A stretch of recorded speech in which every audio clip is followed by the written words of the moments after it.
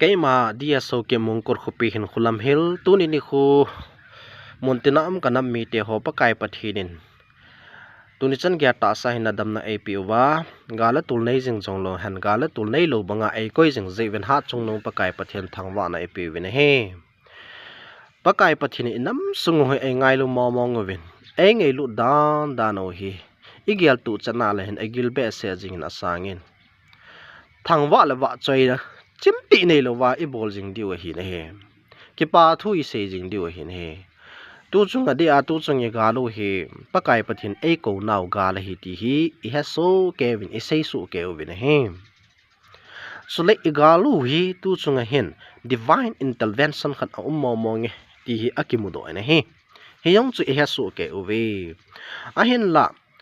abul ahung ki pat na I solution diu le I future diu le promise and plan mazo si izaka I het chin now pakai pathin lagau thing thu pon GMFDI mun thu hi akisei po po le I het hi momong hi wen chule atam zo in I het him the nai po win het him dinga lom ta ta hon jong het him the nai po win ata san the nai po win he he chu PG ham tala I pan sa now cho Bible iti jing kg o he Bible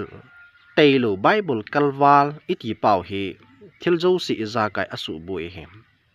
a message pa bui pi lowa a means pa I bui pi ji wa he thil hi he thelo he malaya pakai Jesu Krista wa noi mi te hu do dinga honga chu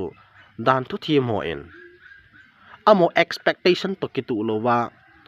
pakai chu hung pha na messiah chu hung pha na anasan thelo he tu chunga jong hi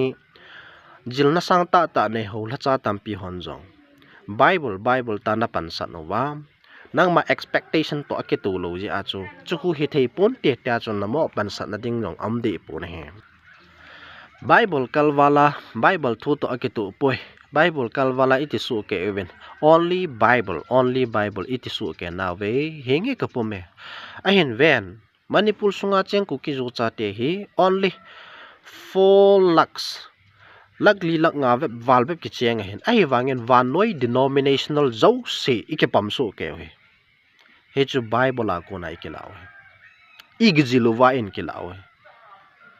koima denomination engkal na ka se pun teka khana versa na chu I doctrine la ki tu momong talo 7-day Adventist hon la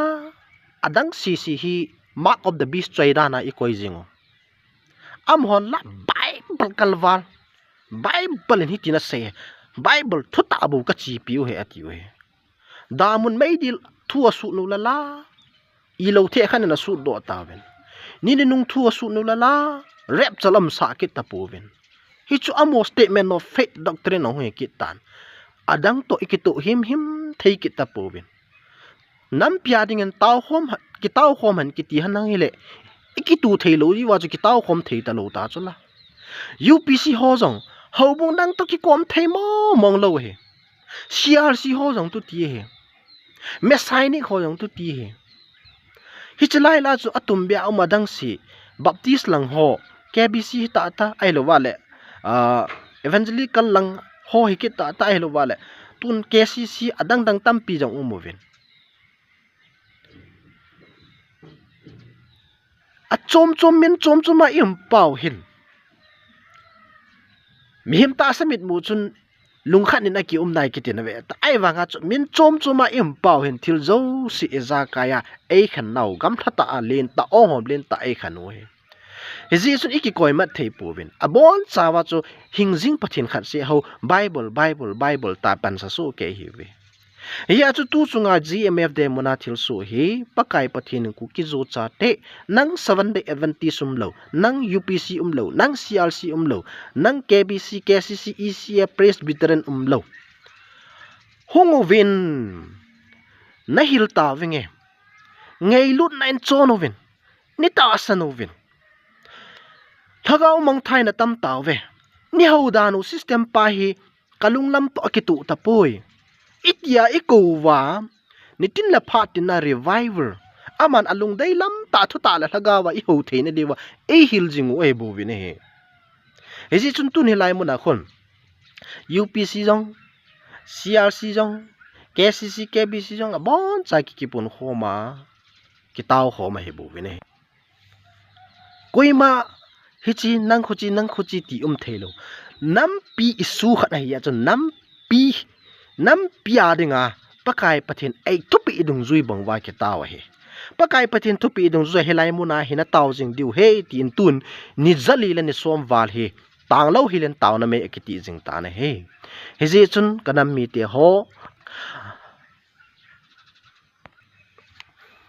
Bible theologian hita ta hola chana tong hita ta only Bible ti hi win a message pa bui pi win lang a means pa he bui pi hi win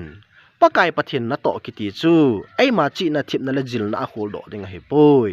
je chun tu ni in enam pom pe win pakai pathin na to he thi mu te ti chu ikitim na nom pi nu a hi e ka ki pa e